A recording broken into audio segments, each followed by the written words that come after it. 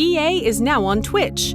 Join us Wednesday nights when Alistair reads a bedtime story, and Sunday mornings for a few hours of chill casual gaming, plus interviews, special guests, pickup streams, and more. Visit twitch.tv/EA Podcasts and follow us to be notified when we go live, plus access VODs of past broadcasts.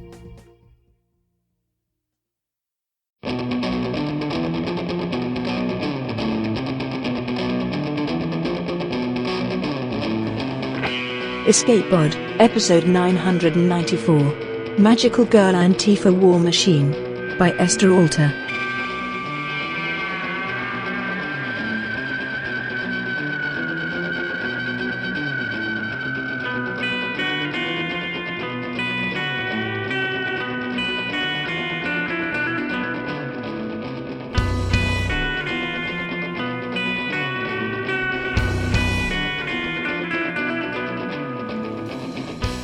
Hello, and welcome to Escape Pod, your weekly science fiction podcast.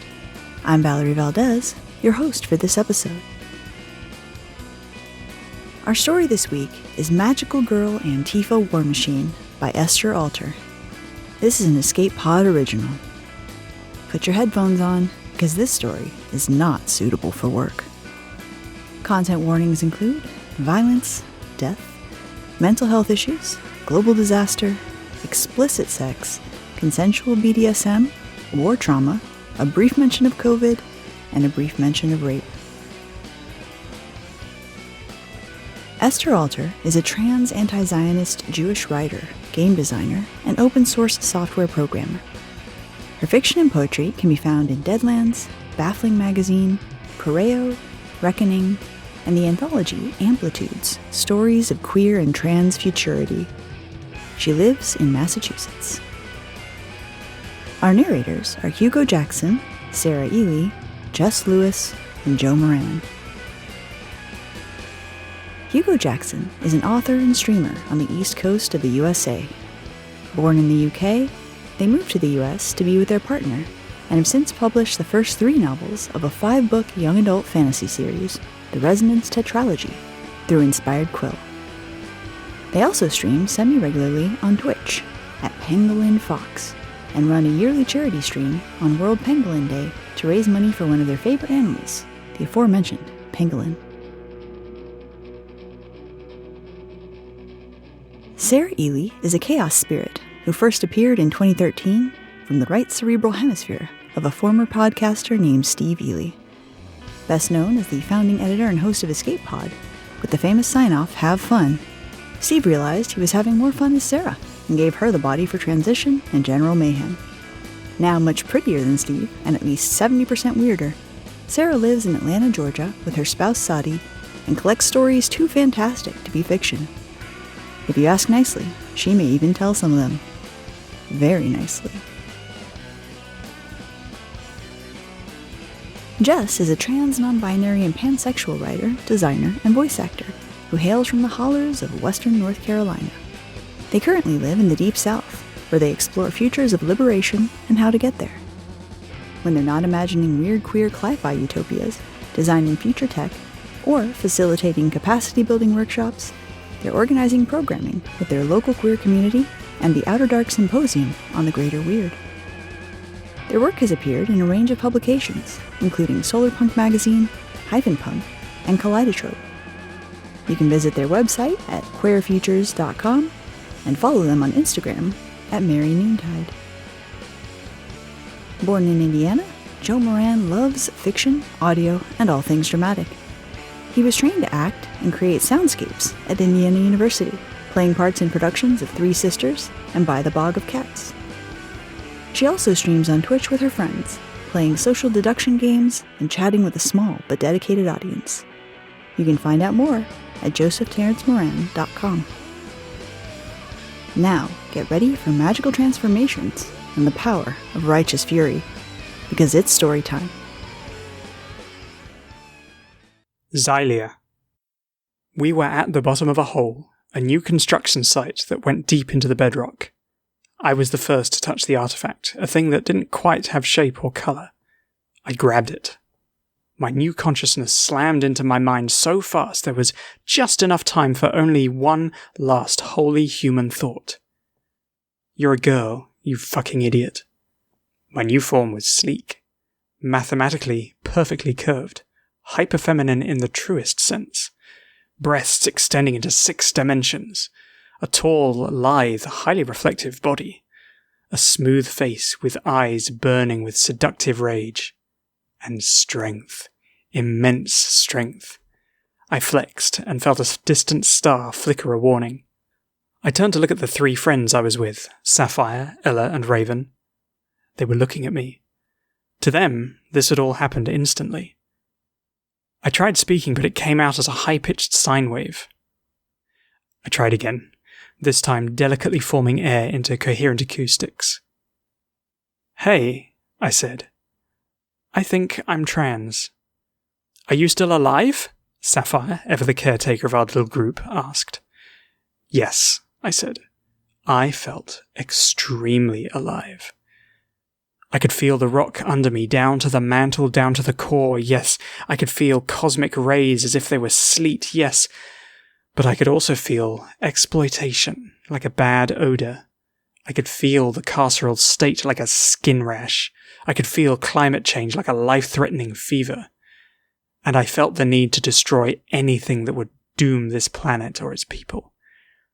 It was just an itch at first, but the need was growing. By daylight, it had superseded all other needs permanently. And it frightened me, badly. That was disappointing. I had spent my whole human life frightened. So, I turned to my friends and said, "Well, what are you waiting for?" If I hadn't felt so scared, I think I would have at least tried to explain the choice they were about to make. None of us regret what we did. I don't think we can. But I should have given them a real choice. I didn't, because I didn't want to do this alone. I'm sorry. They all touched the artifact and transformed. We studied each other and noted that, yes, we were powerful, and yes, we were extremely hot, but also, there was a military base not far from us. There was a Nazi dive bar less than a mile away. There was a cop beating up a homeless man just around the corner. We could murder the cop. We should murder the cop. We must murder the cop and demolish the Nazi dive bar and lay waste to the military base. We must. We must. I did what I'd always done, which was avoid my needs with whatever was available. Booze, video games, breaking into construction sites at night, or sex. I radiated the want and the question out to my friends, and they replied, yes. I had never wanted to fuck them before. Never. Except Sapphire. But right now it felt like it was the only thing I could do to stave off this other thing. And my friends must have felt likewise. The construction site flashed brilliant colours as we slid into each other along axes that until that night we could never have dreamed of. Sapphire. We all knew Xylia was trans long before they did. For years, they'd insisted that it was totally normal for a cis guy to have 3 trans femme best friends. Probably nothing.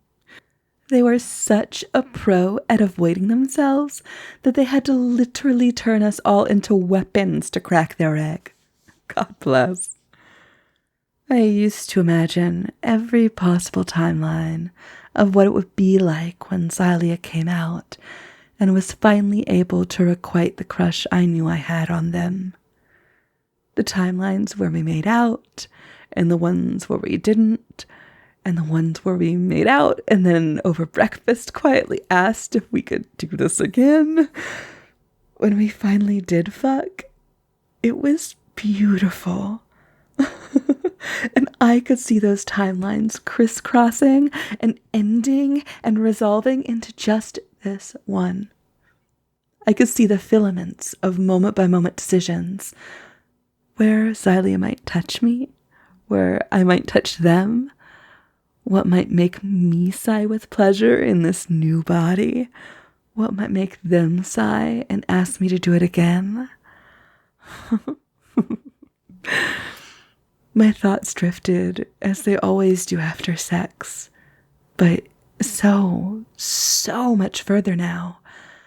I don't know if I can see further than the others because I spent so much of my previous life trying to plan for every contingency. Human aptitudes and anxieties are incomparable to our strengths and desires. But also, I'm still me, right? Further down the sprawling, infinite, temporal tree of the future, all branches intertwined into a single moment, when the enemy arrived. The enemy would stop at nothing to tear these things out of us and decouple their very ontologies. They had been our foes for an immense length of time, billions of years, long before the universe knew mercy. They knew we were here. They were already on their way. They had converged time itself on the moment of their arrival to ensure their inevitability. They would arrive in 3 years. But even without the enemy, this planet was, on so many timelines, doomed to kill itself. I could see history's terrible beauty and the fragility and worth of everyone living. I could see all of that at once, and I could also see the exact probability of the extinction of humanity due to, 5 oil companies. I was shaking. The ground was shaking. I felt something in my hand. Xylia's hand. They squeezed my hand. "I've got you," they whispered. I manifested lungs with which to exhale. I focused my awareness.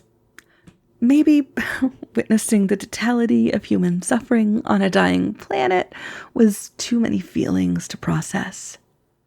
How about just this city instead? Or better, this neighborhood and this under construction office building for some fucking pharmaceutical company that was going to charge $1 gazillion for a new ADHD medication that there would soon be an artificial shortage of. The whole neighborhood, mostly black, would become congested with commuter traffic and too expensive to live in. The owners of the company would die a few years later due to super COVID brought about by systemic ineptitude. 30 years later, the building would be condemned and demolished after being flooded too many times due to the city not investing enough money into climate change infrastructure for all the good that would do them in the long run. I've been saying that I can see alternate timelines, but it's not at all like seeing. It's more like what I did before, when I was imagining worst-case scenarios and how to protect my people. But my imagination was now exactly the same thing as factual prognostication. Planning was the same as prophesizing, was the same as being an anxious, catastrophizing mess.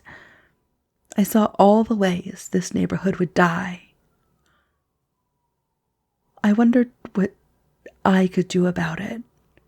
Instantly, the hunger in me was back. Sex was good, but this other thing, this new foreign thing, needed something more. It needed to save this neighborhood right now, this very instant. It wanted to destroy and kill anything that threatened these vulnerable people. Wanting was the same as doing. I lifted us all out of the pit. We were still folded into each other. I sealed the pit with rock and earth. I planted trees. I fussed with their space-time coordinates until they had grown tall and beautiful. I decided that was enough. I could have carved out paths through the lot and made it more of a park, but I didn't because, well, I flunked out of urban planning school and I didn't want to revisit that era. I thought it would be enough. But the thing in me was still famished. Then it was morning. The commuters were the first to see it. They gawked. That drew more people's attention. They took pictures. Some of the more daring tried to take a stroll. There was a lady with a tiny puppy who'd been planning to get coffee around the block, but now just wanted to play with that stupid, lovely animal under the shade of the trees. Ella collapsed herself back into her original trans woman shape, only slightly shorter, so that she could take a stroll. She walked up to the woman and asked if she could pet her dog. The woman said yes. Ella received puppy kisses. The cops came. One of them shoved Ella away from the puppy and shouted in her face that she was trespassing on private property. Ella didn't move. The cop drew a gun. Ella converted the cop into fire. There are fascisms throughout this galaxy and beyond that are far stronger, far more depraved than mere human fascism. There are kinds of oppression that humans physiologically can't do to each other. We don't know who made the artifact, but we know we were intended to challenge and devour these distant fascisms, and when we struck this trifling earthbound fascism, we struck with excessive fury. More cops arrived until the city ran out of cops. The trees were all on fire because we were built not to grow, but to destroy. And we sang to each other when the tanks started to roll in. We crashed fighter jets into the ground, and we looked at the wreckage of machines and human meat that littered the city, and we wept because we hated what we'd done. But we needed this carnage. We needed more of it. We were never going to be able to get enough of it.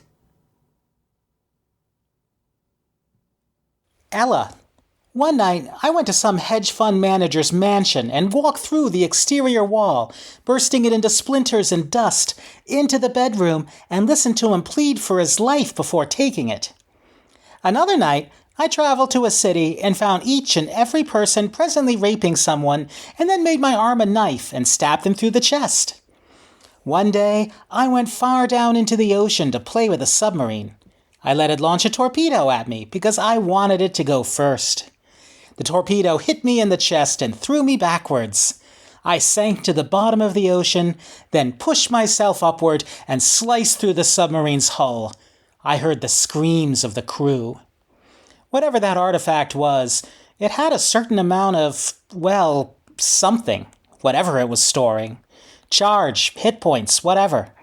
I was the last to touch it, which meant I got less, which let me cling to more of my humanity. I was not a very nice human. I was a huge bitch to everyone around me, and the others had clung to me out of misplaced affection. Raven was my ex who didn't love herself enough to walk away from me. Sapphire had watched me burn too many bridges and too many communities and wanted to be the one last lifeline for me. Zillia probably just wanted to be me and didn't know it. I used to be angry all the time at everything, and I used to take it out on my own people. And now I didn't have to do that anymore. I had a vulgar human need for revenge, which meant that I could sometimes ignore the implacable alien need to save this world. I murdered both of my ex-abusers. I knew where the remaining American senators were and how to best destroy them. But I didn't best destroy them. I waited until they thought they were safe, and then I strangled them. Then there was a defense contractor that wanted to surrender all their weapons and industrial capacity. "You should let them do it," Sapphire said while we were busy freeing Palestine. "I want to hurt them," I said. "No, you don't," Sapphire said. "Are you saying they deserve to live?" I said. "It's not about that, and you know it," Sapphire said. She was right. All of me wanted to destroy this defense contractor, but half of me wanted to rid this sick world of all evil before the enemy arrived and wanted to neutralize the company quickly. One half of me wanted to commit to a plan that was so strategically unsound that I was coming undone. It felt like I was going to break. "Promise me you're going to take care of yourself," Sapphire said. "I promise," I said. Instead, I went to one of the defense contractor's manufacturing plants, massacred everyone there, and stole some cluster bombs. I tunneled under one of their offices, then burst up into the ground-level floor and detonated the bomb. I did this 3 times. It was deliciously satisfying to hear maimed and dying war criminals cry out for immediate aid or swift death, depending. It felt really good right up until, very abruptly, it didn't. I tried to blow up a fourth facility, and then I had to stop because I was crying and shaking too much to tunnel in a straight line. I dismantled the remaining cluster bombs and went deep underground. I closed the tunnel around me and let the weight of the earth squeeze me until I felt like I was back in my body. When I resurfaced, Sapphire, Raven, and Zillia were waiting for me in a sports car they had commandeered from some rich dead asshole. I walked over. "We're worried about you," Sapphire said. "I'm okay," I lied. "I'm just taking care of myself in my own way." "We feel like you should spend more time trying to enjoy your new self," Sapphire said. "I don't like my new self," I shouted. "I hate it. I don't want to fight this fucking war. I just want to be, like, a normal mean trans girl." "You're still a mean trans girl," Sapphire said gently.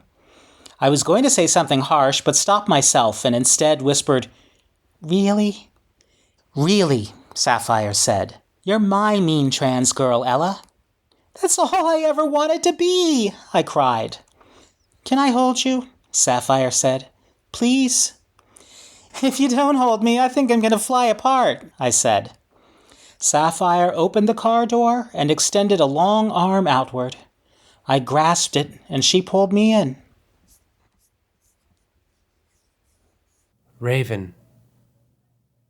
I was getting flashbacks. Not just of the destruction we'd wrought, but of the destruction we could have wrought in other timelines. I remembered every time I murdered someone, and the time I made the same person homeless, and the time I caused the same person to starve to death, and on, for a lot of people. My whole body felt terrible.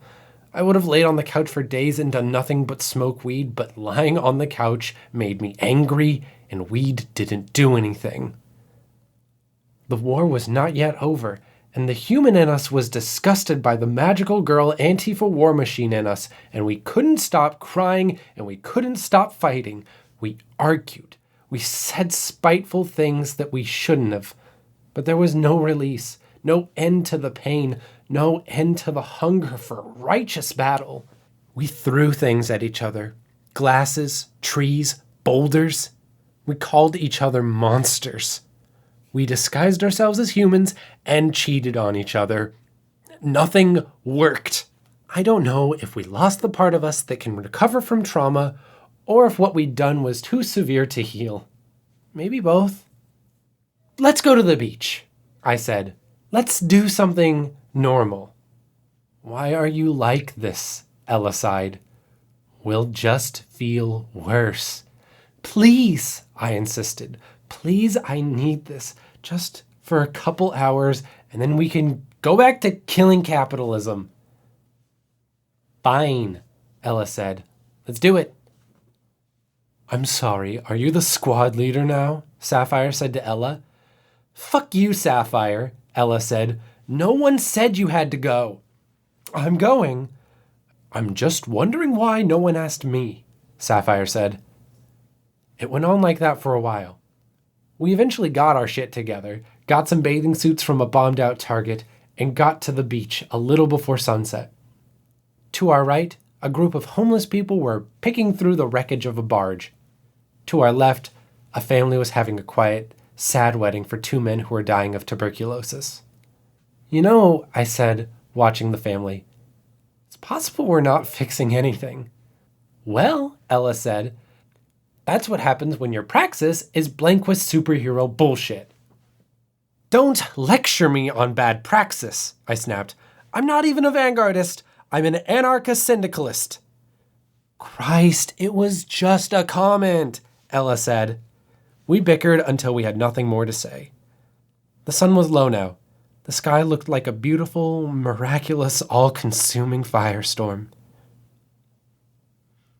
"I wish we lost sometimes," Ella said. "I wish we could pretend that sometimes we had to defend ourselves at all costs. I wish someone was sometimes threatening us so it wouldn't be totally our fault. I wish we could get fucked up and try harder next time. I turned that over in my head. A desire found its way into me that I hadn't had in a long time. Do you want to lose, Ella?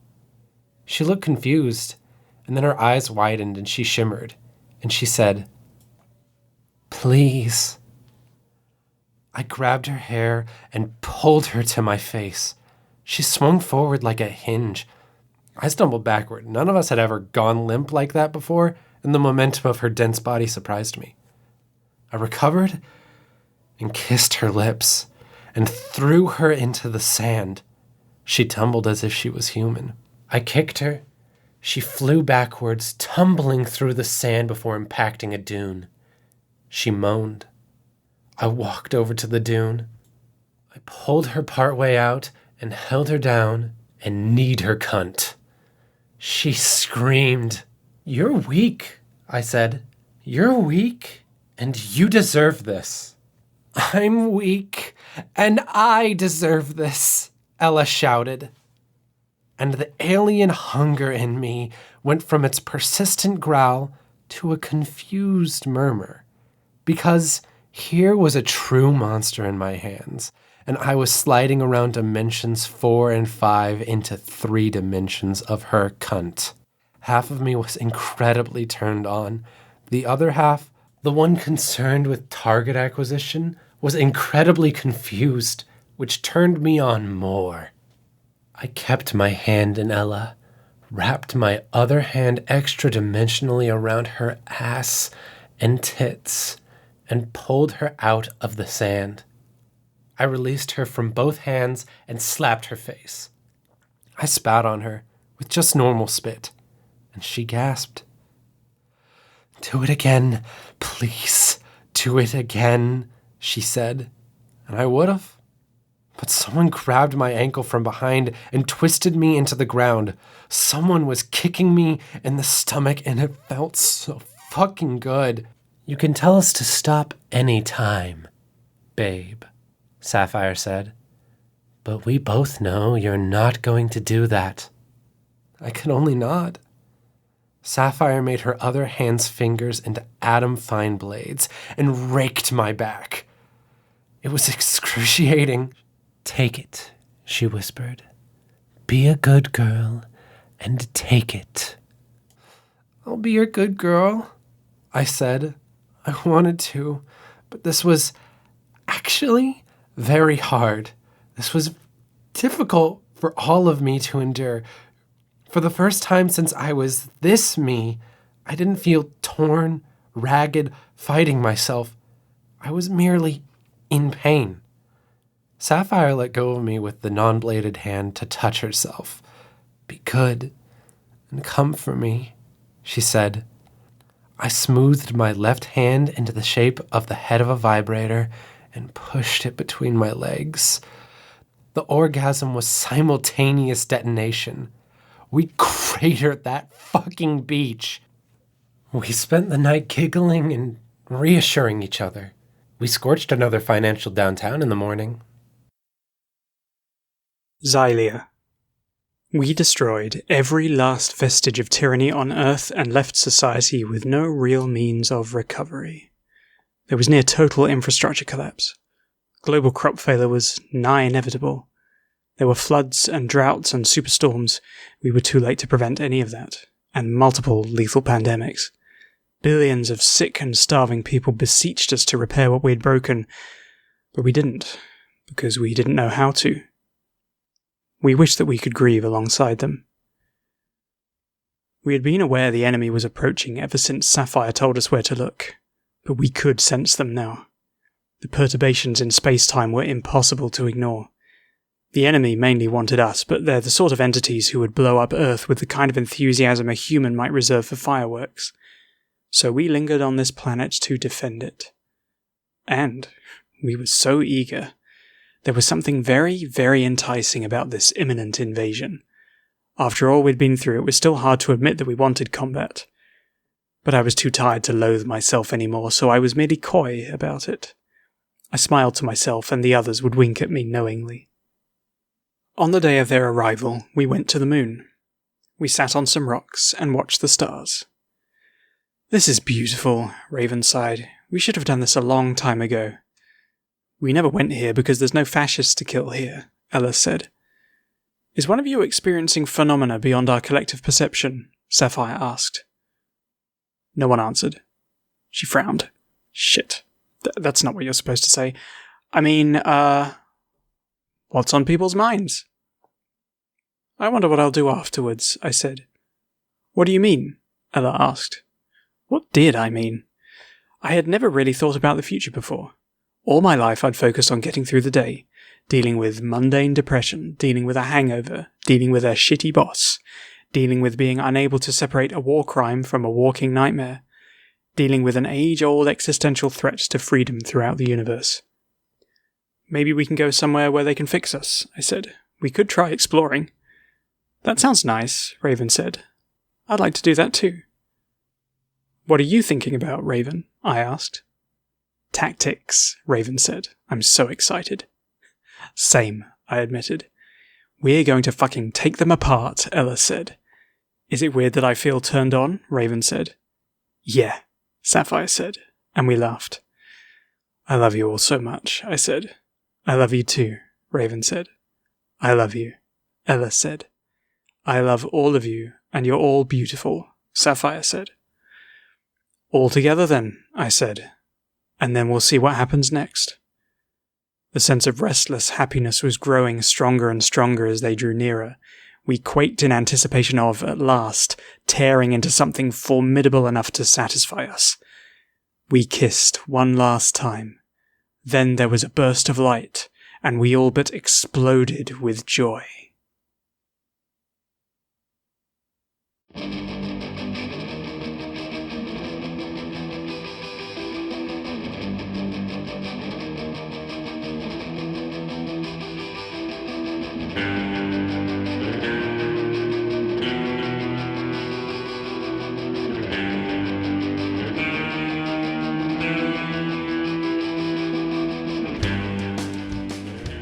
Once again, that was Magical Girl Antifa War Machine by Esther Alter. The author had this to say about their story. "This is, in part, a love letter to Animorphs, which taught me at an early age that war is hell and bodies are mutable." The magical girl genre is awash with bright colors and vibrant personalities, with cheerful expressions of femininity alongside fantasies of power and martial prowess. A magical girl is one transformed from normal to extraordinary, often by friendship and love, as well as a wand or mystical powder puff. But what happens when the evil you're fighting by moonlight isn't so easily defeated? When the love is denied because it doesn't fit the prescribed gender mold? When the mere act of using the bathroom becomes a battle? While the experience of a trans woman is also one of transformation, it is typically far more difficult than a glittering animated sequence of poses. The trappings of femininity are hard-won, the fight to retain them bruising and bloody, as enemies engage in direct and indirect forms of violence and genocide. Stories like this one compel us to examine, brutally and without compromise, the inequities of a world where power fantasies take on an aspect of vengeance, which itself has long been feminized in many cultures. Nemesis and the Furies, Durga and Kali, even Justice, with her blindfold, wields a sword to punish those who deserve it. And yet this story also asks us, who exactly deserves punishment and why? Whose actions warrant retribution, and what form should that retribution take? If you had nearly infinite power to mete out justice, to avenge the wronged, how would you use it? There may not be easy answers, but in a revenge story such as this one, it is the act of questioning that hopefully transforms us for the better. Escape Pod is part of the Escape Artists Foundation, a 501c3 nonprofit, and this episode is distributed under the Creative Commons Attribution Non-Commercial No Derivatives 4.0 International License. Don't change it. Don't sell it. Please do share it. If you'd like to support Escape Pod, please rate or review us on Spotify, Apple Podcasts, or your favorite app. We are 100% audience supported, and we count on your donations to keep the lights on and the servers humming. You can now donate via 4 different platforms. On Patreon and Ko-fi, search for Escape Artists. On Twitch and YouTube, we're at EA Podcasts. You can also use PayPal through our website, escapepod.org. Patreon subscribers have access to exclusive merchandise and can be automatically added to our Discord, where they can chat with other fans as well as our staff members. Our opening and closing music is by Daikaiju at daikaiju.org. And our closing quotation this week is from Martha P. Johnson, who said, "History isn't something you look back at and say it was inevitable. It happens because people make decisions that are sometimes very impulsive and of the moment, but those moments are cumulative realities." Thanks for joining us, and may your escape pod be fully stocked with stories.